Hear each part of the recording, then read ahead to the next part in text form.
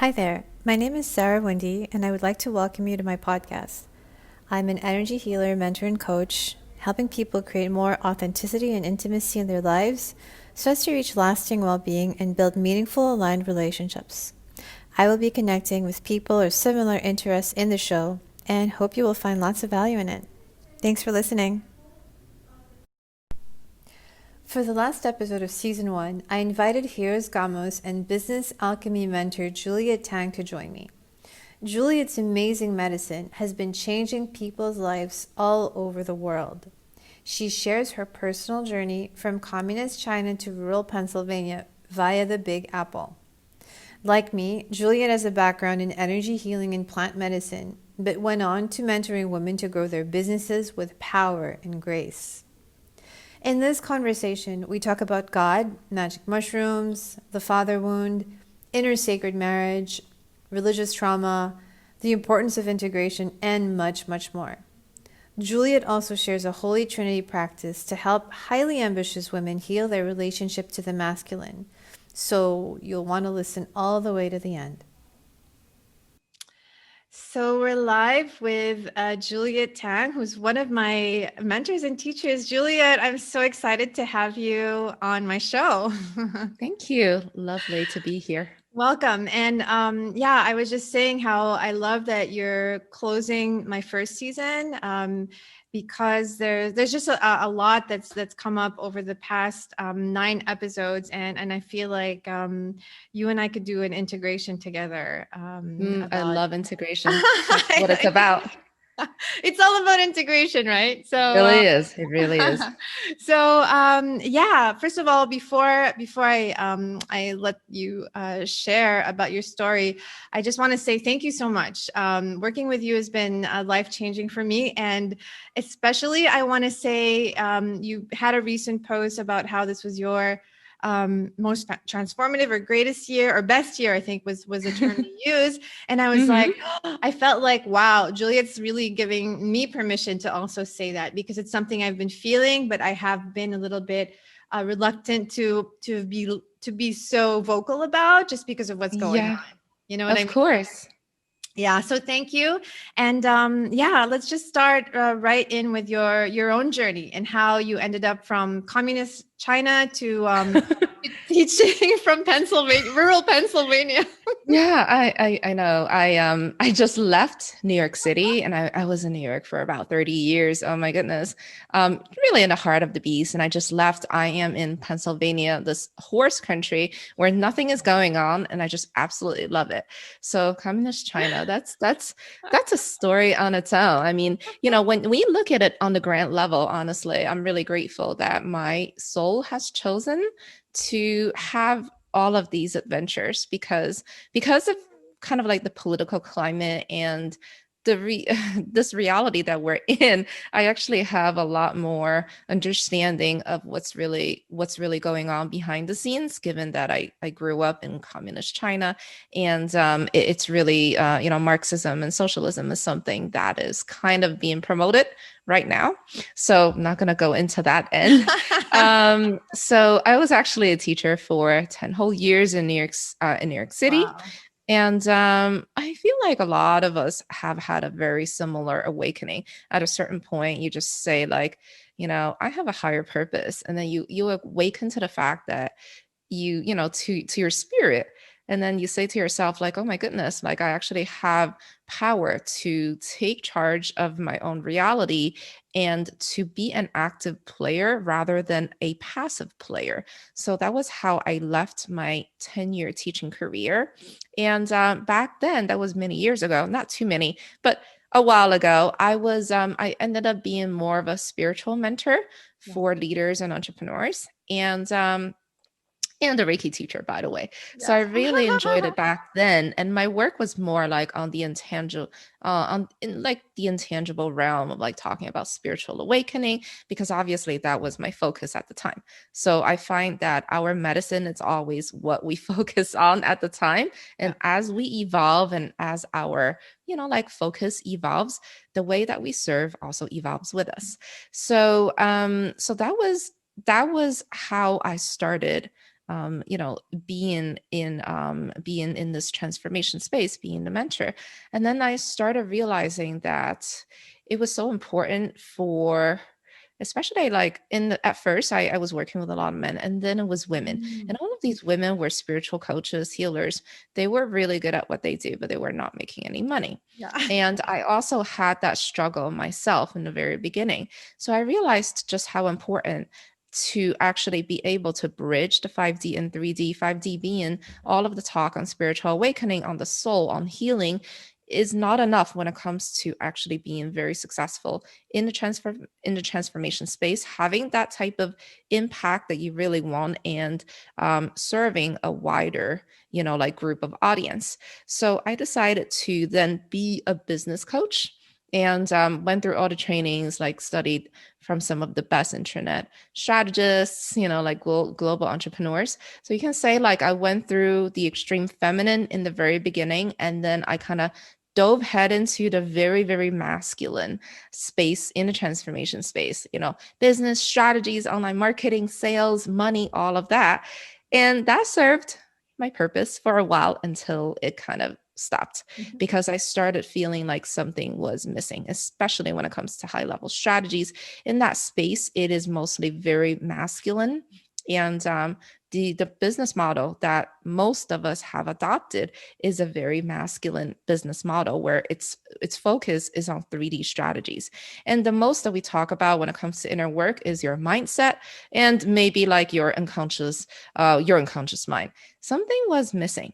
So I started diving deeper and deeper. And for whatever reason, that was also when my plant medicine journeys started showing me that it's really the integration of the feminine and the masculine energies that allows us to step into a fuller template of who we are, and be able to birth something that is so original, coming from a more wholeness based place, rather than just leaning towards like just feminine or just masculine, because the spiritual space is definitely more feminine. Women talk about embodiment work, they talk about like the soul, soul embodiment, feminine embodiment, essence, all of that, whereas the business coaching space is definitely more masculine. So having kind of swung from one extreme to the next, I realized that it's actually the integration that is inviting us to step into. It's that wholeness based template that is really the next level for the conscious entrepreneurs, and also a lot of the pioneers of consciousness and the leaders in the world. So that was when I actually came upon Hieros, Gamos. And when I came upon this body of work, it legit has changed my life, my business, my relationship, my income, everything.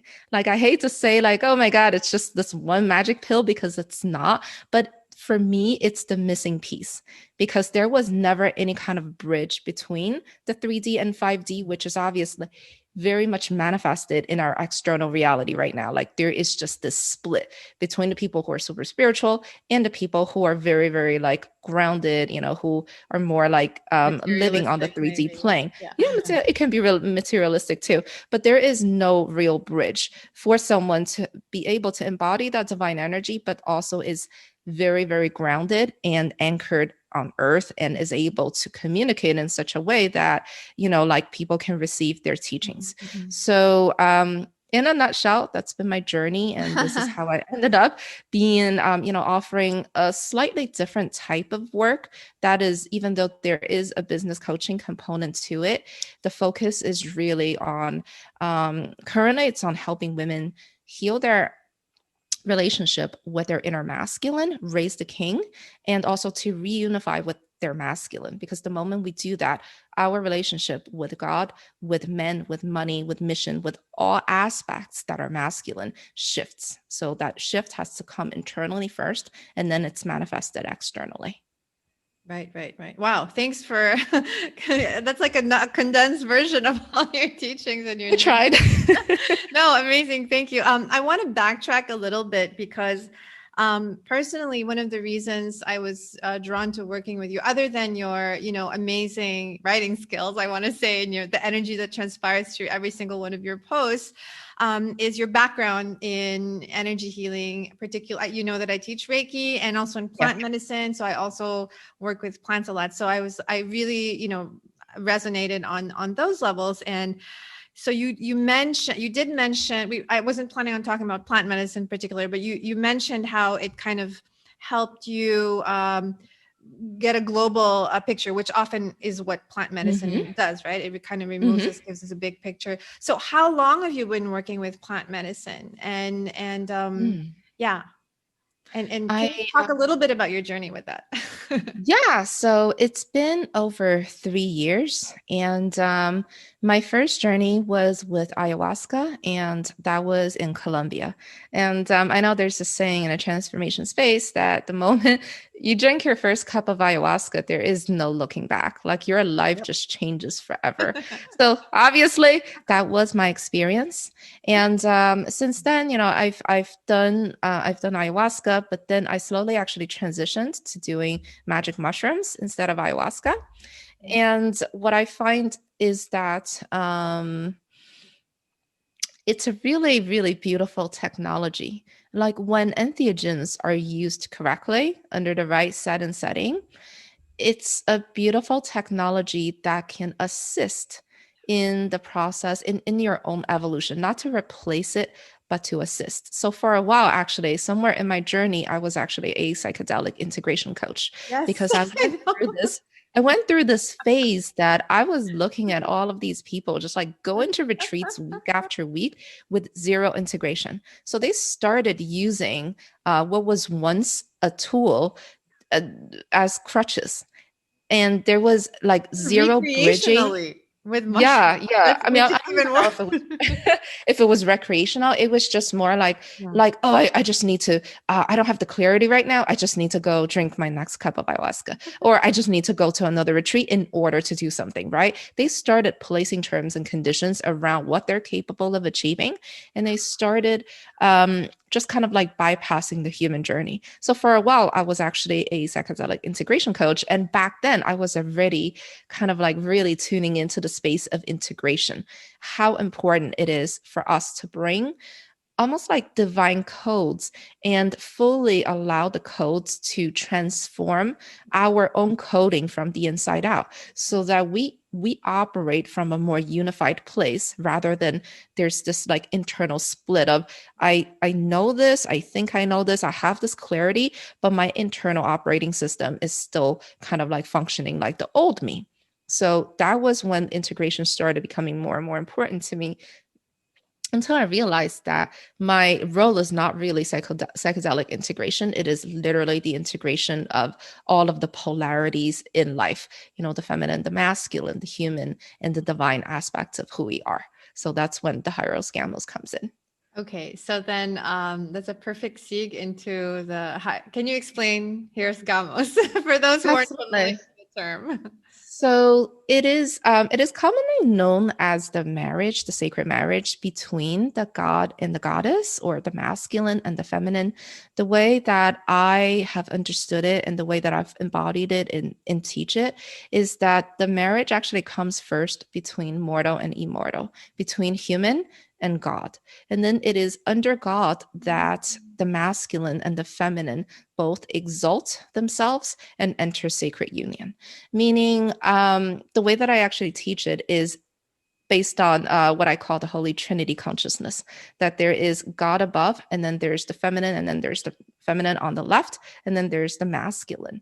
So it's I can't say that it's a modality. I'm going to say like this body of work is unlike anything that I have ever worked with, because it is about restoring us back to our original template of wholeness. I truly believe, especially with all that is going on in the world right now, and knowing how, like, at a certain point, this timeline has been hijacked, and like we have the reptilian brain, which is really an implant, and the fact that it's just we live in a very interesting and complex hyperdimensional reality, that all of that is coming, like all of the darkness is coming to light.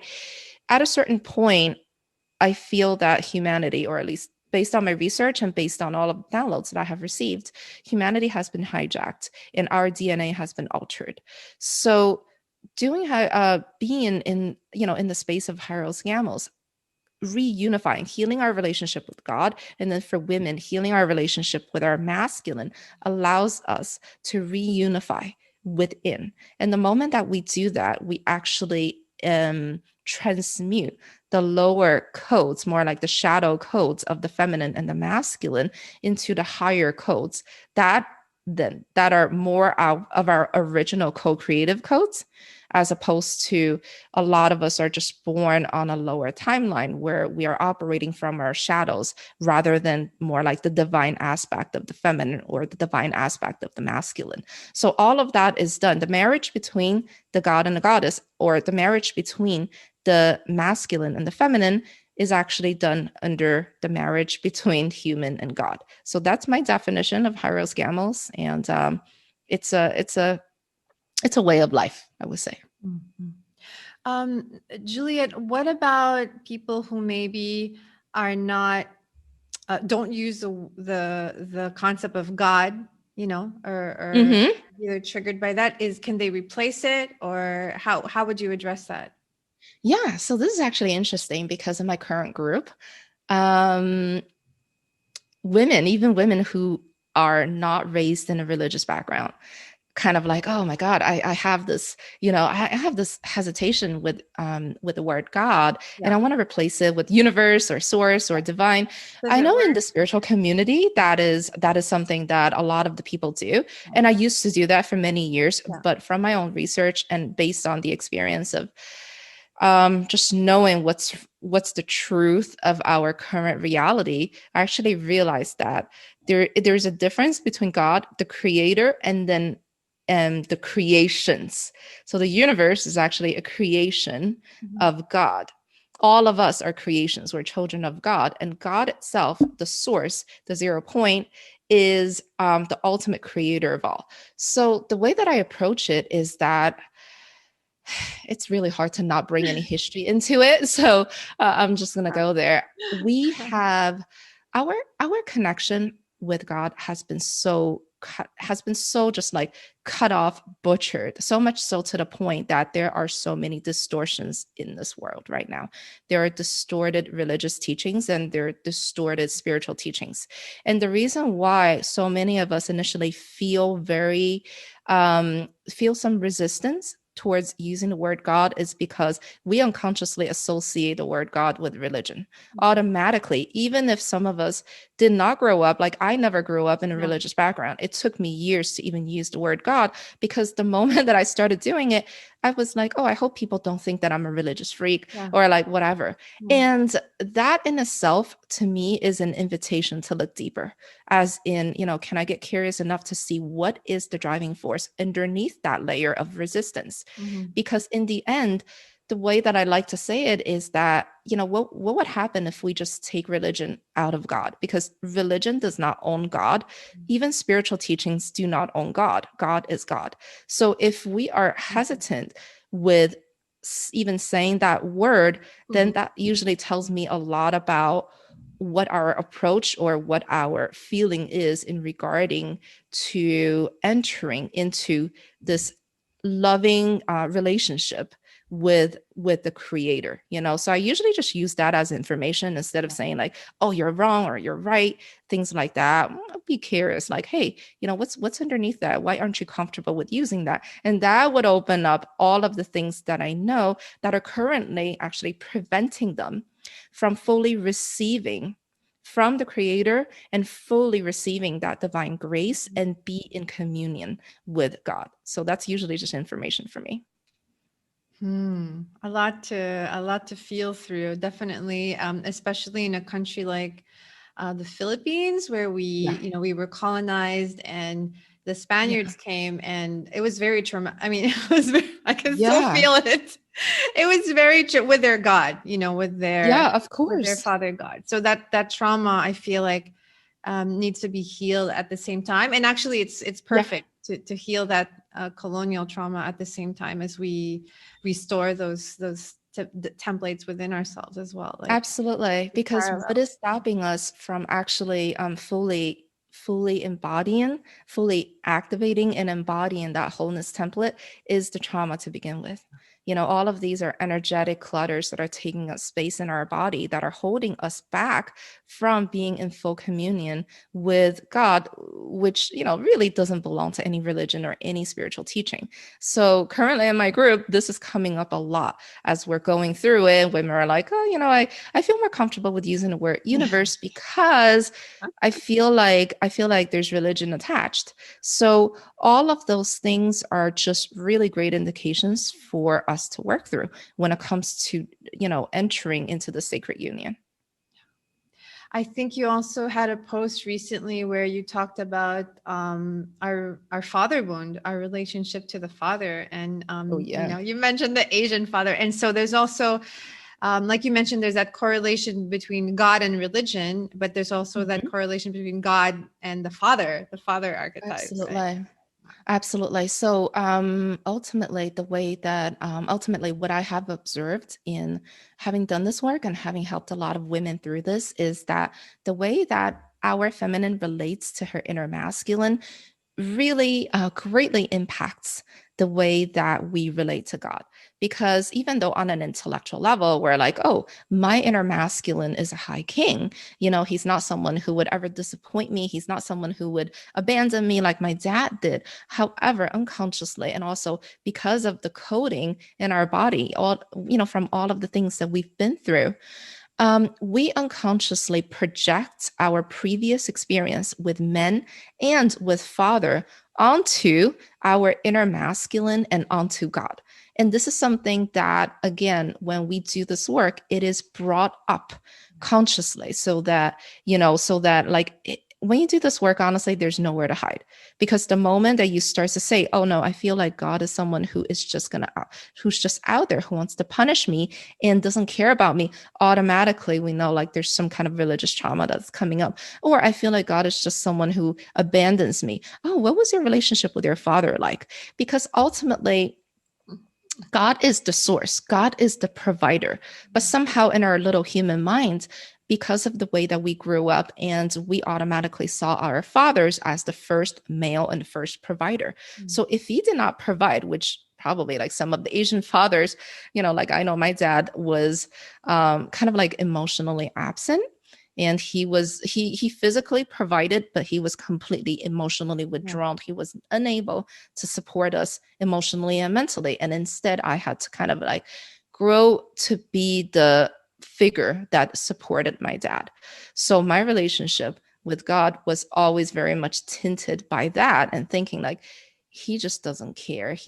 I'm talking about the masculine aspect of God, the father God, right? The mother God is obviously the feminine aspect.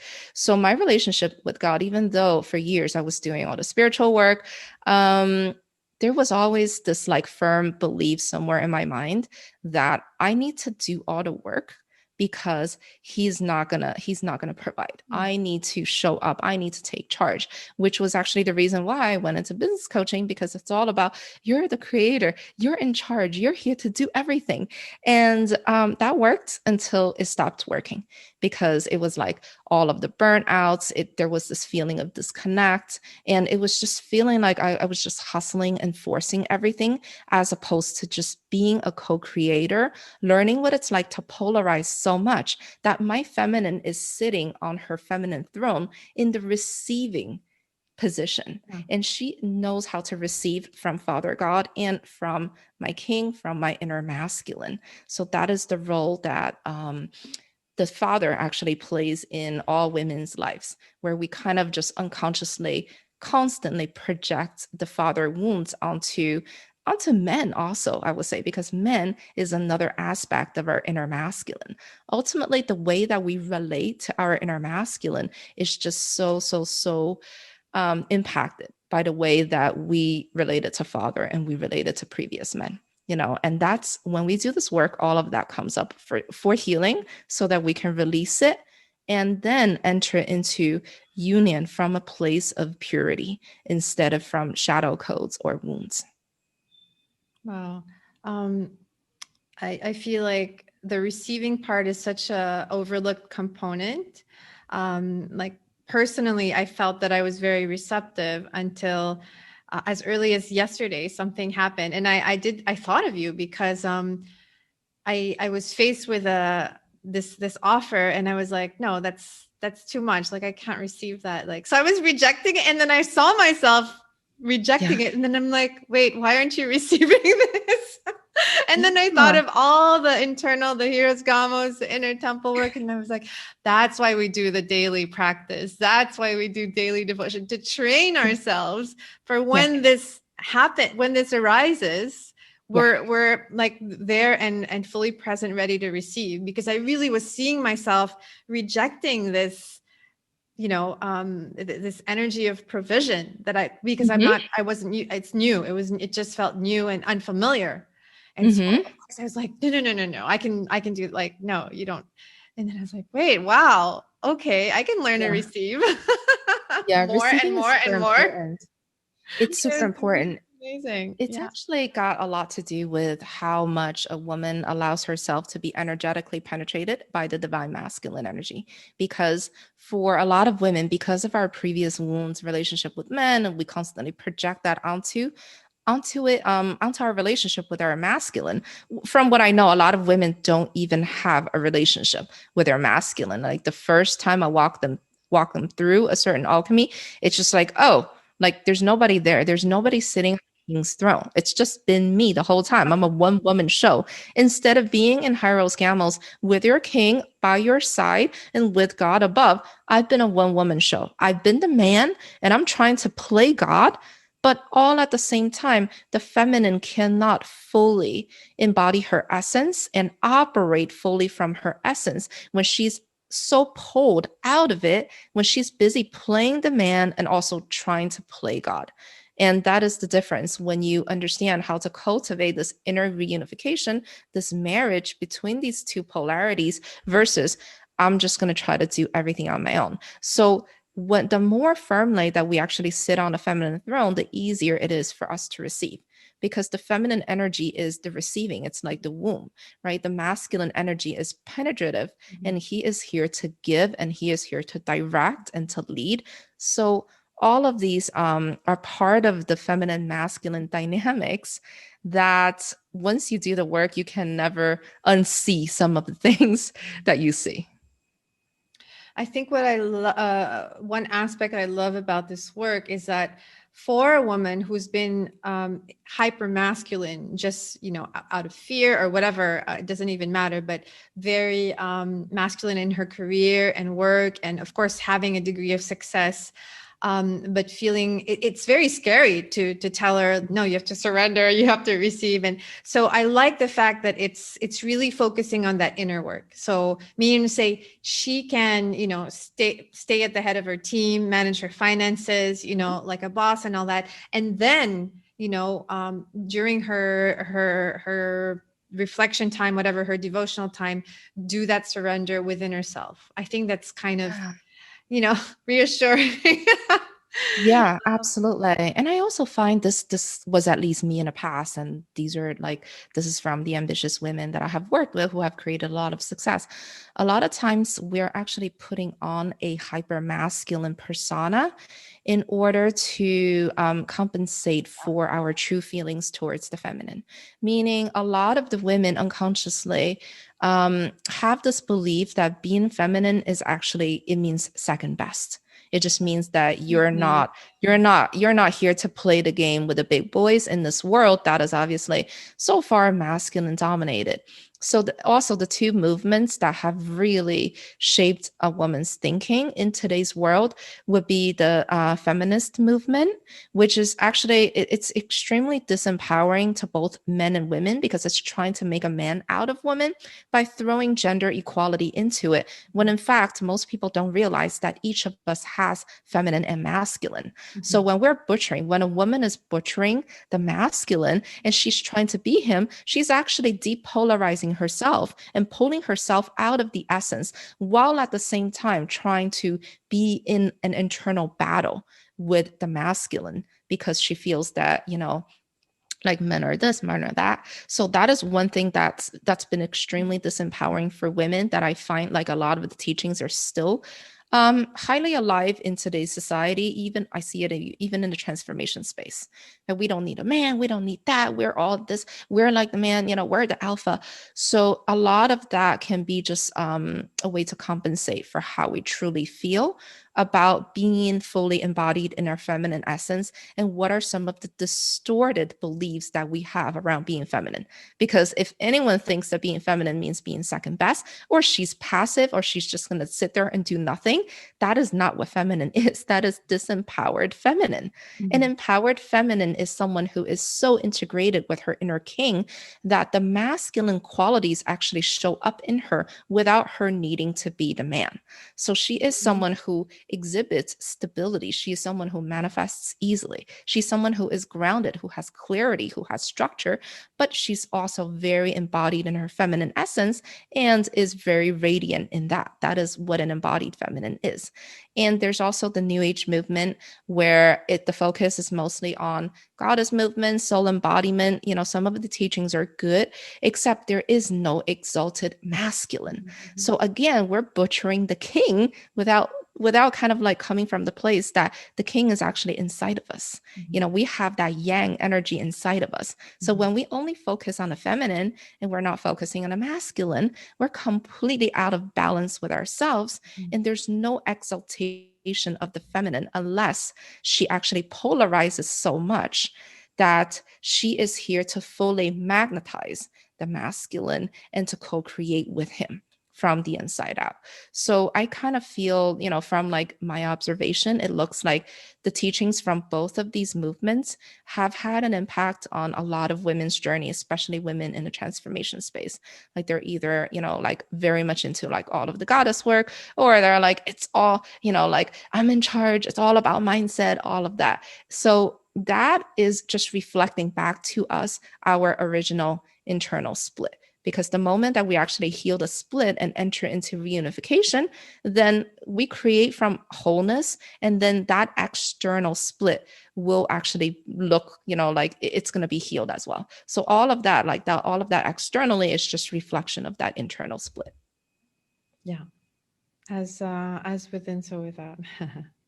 So, wow, there's so much to reflect on. I'm sure our audience will have to listen to this more than once to get everything down.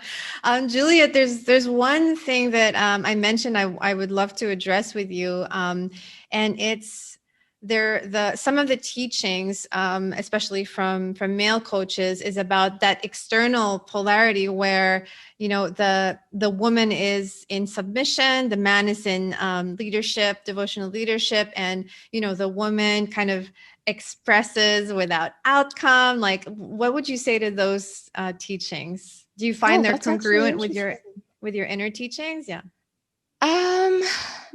So firstly, unless both parties are like really in love with this and they're having no issues with it, then like who am I to judge, right? But so this is what's coming up.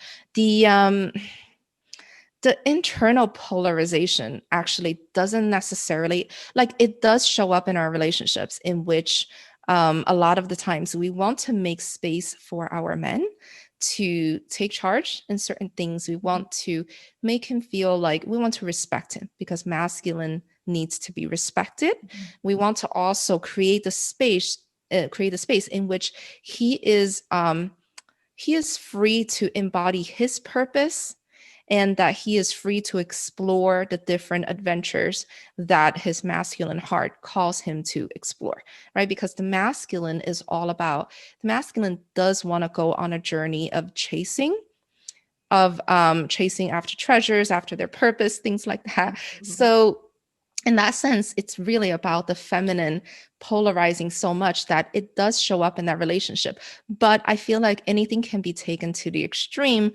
where you're like, if you're at the point where you don't even feel like you should be talking, and you want the man to cover all of your finances and shower you with all of the gifts, I'm not saying there's anything wrong with it, but I would actually look deeper into what that polarization actually means to you on the deep on the deep level, because there's also the possibility of going into the extreme of going into codependency, that it starts to become very unhealthy, that Yeah. we're just like either relying on the masculine and not doing anything, which is actually completely not what this polarization actually means. It just means that we learn how to co-create on the inside, so it can get to that extreme, or it can get to the point where we start to slip into the disempowered feminine, Mhm. where we feel like we're just sitting here, we're just going to take orders and not do anything and be told what to do.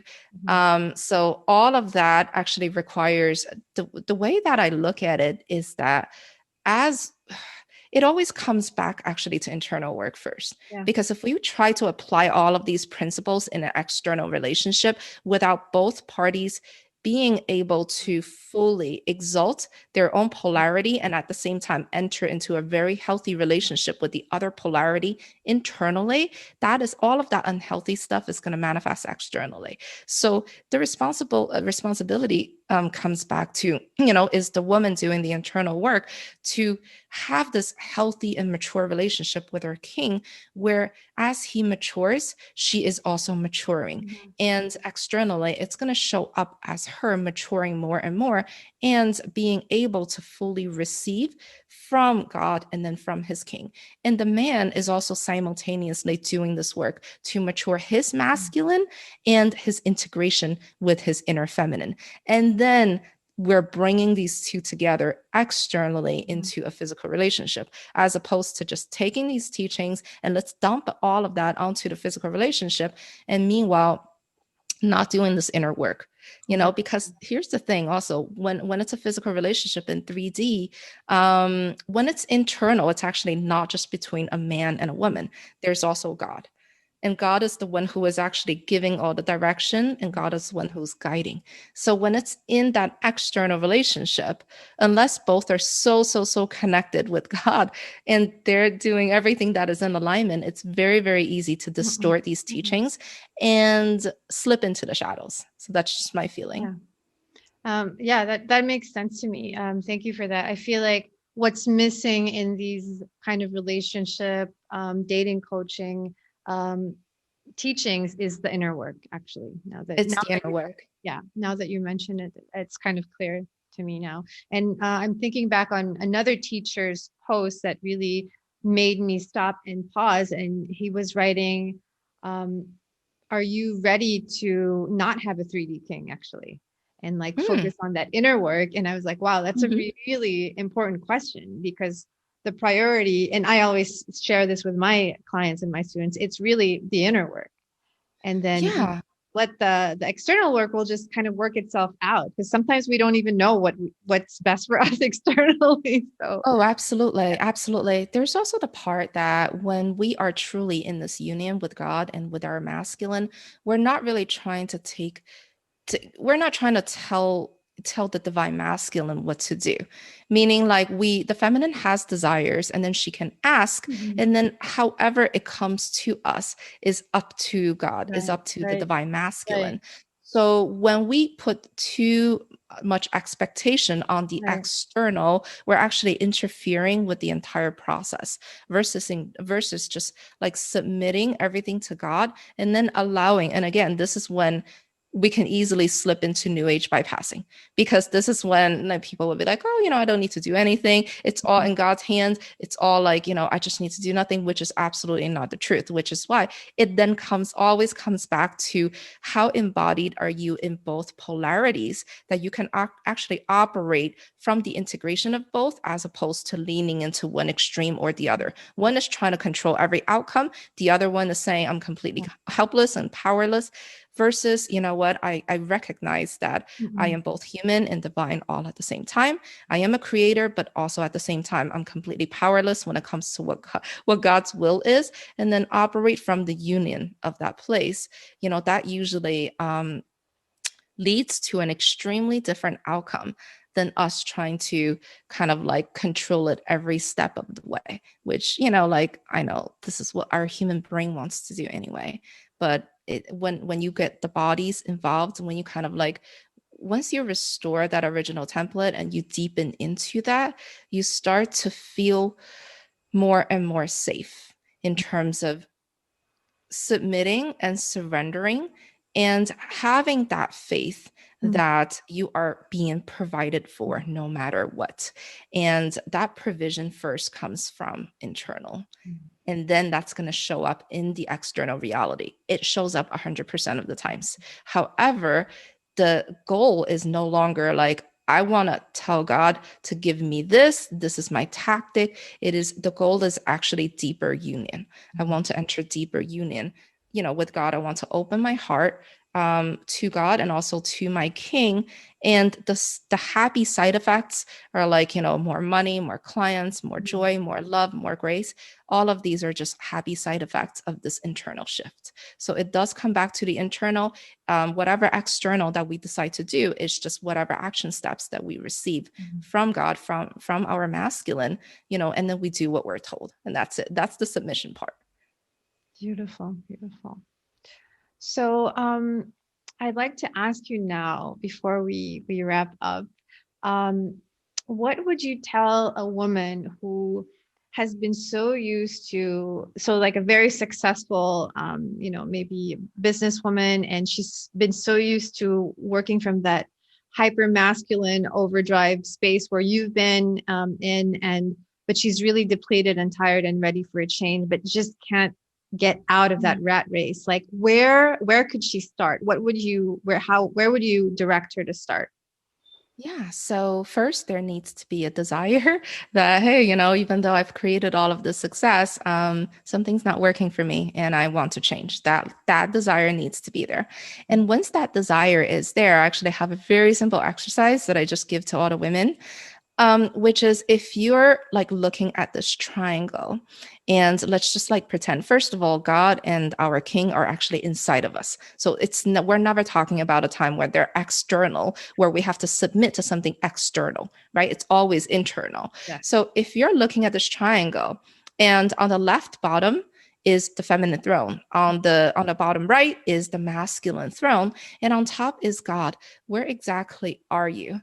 Are you sitting firmly on your throne? Is there a king in the picture? Is there a God in the picture? Or you're kind of all over the place, in somewhere in the middle of the triangle, somewhere sitting on a king's throne, which pretty much is the case for a lot of the ambitious women who are who are operating from a hyper masculine place.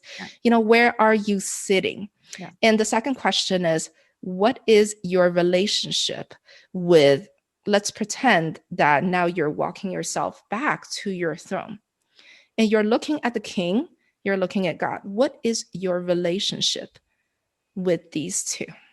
And the third question is, if the relationship is not something that turns you on, are you willing to learn what it's like to cultivate a loving and intimate and the most important relationship in your life with your king and with God? So this is a really great place to start, because these three Love questions will give me the clarity on if they desire to change, where they are in this picture. Are they taking over the masculine throne? And are they willing, are they willing to devote themselves to cultivate this loving relationship?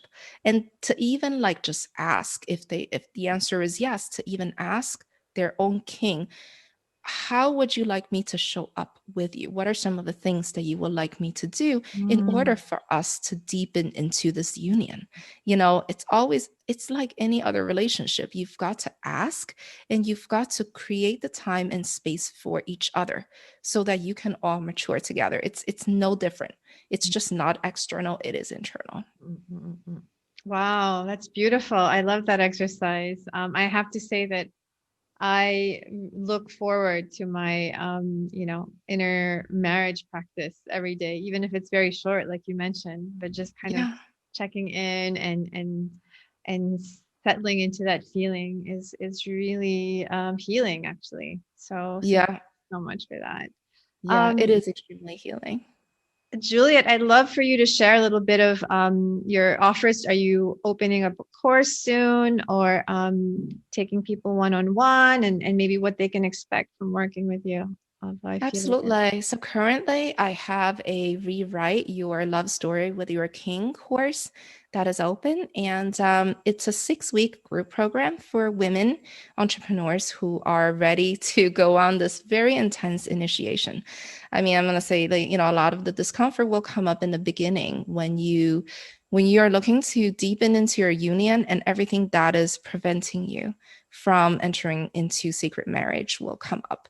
However, it's an extremely rewarding program in terms of everything that is masculine in your life will shift. So it's very individualized, even though I give you these practices and then walk you through these activations and transmissions. Your journey with your own masculine and your journey with God is exactly what you're going to evolve into. So it's a very, very individualized, intense journey. And everything will shift from money to your relationship with men, to your relationship with God, to your relationship with Father, boundaries, structures, strategies, all of these things. So for the women who are over, like really into like structure, strategies, which was me, I found that it was able to help me relax into my feminine, break some rules, and have more fun and live a more turned on life.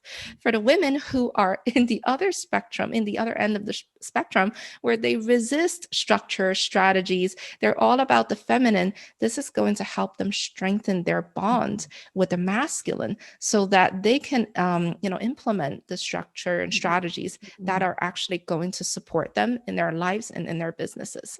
So this is the current offer that I have. That it's more like I call it a 6-week priestess temple, because it literally feels like an initiation that women go through in order to step into their womanhood. These are the things that we were never taught.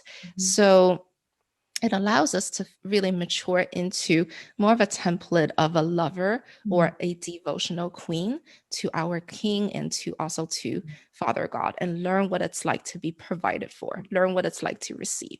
So that's the one that I have right now that is super potent. It's probably my most potent work that I have ever offered. I'm super happy with. Amazing. Oh, thank you so much. And so Thank you. for if people want to connect or follow you, obviously Facebook, your personal page, Instagram, Yeah. it's just Juliet Tang, right? Yeah, it's I believe on Instagram it's Juliet Tang Z, Yeah. and Facebook Juliet Tang Z, I believe. What Yeah. is the Z about? Oh my God, it's my middle name, Okay. so it's the initial of my middle name, and Juliet Tang was taken, Oh, so. okay. Wait, what is Yeah. your middle name? Oh my Can you God. So okay, so it's really hard to pronounce. Most Americans say Zen. It's not actually Zen. It's Zheng, Zheng. Like the Chinese pronunciation. Yeah. Yeah, it doesn't really translate. Oh, I like that. Okay, good. It's not Zarah, which is It's funny. definitely not Zarah. All right. Well, thank you so much for your time, Juliet. I Thank always, you so much. look forward to your posts and your teachings and all that. And so Thank you. we'll be in touch in cyberspace and maybe in Pennsylvania Oh yeah, absolutely. We have a sometime. huge house, so Or Costa Rica. Costa Rica would be the one. Yeah. All right, Juliet. Have a beautiful evening and thanks Okay. again. Thank you so much. Take care. Bye. Thank you for joining me on the first season of Zarahwindy, the podcast. What started out as an afterthought took on a life of its own. It was a surprising, amazing, and empowering ride. So please rate and share if you think this is valuable content and you would like to see more of it. Of course, if you want to connect with me, just send me a message and we can book a call. Thank you.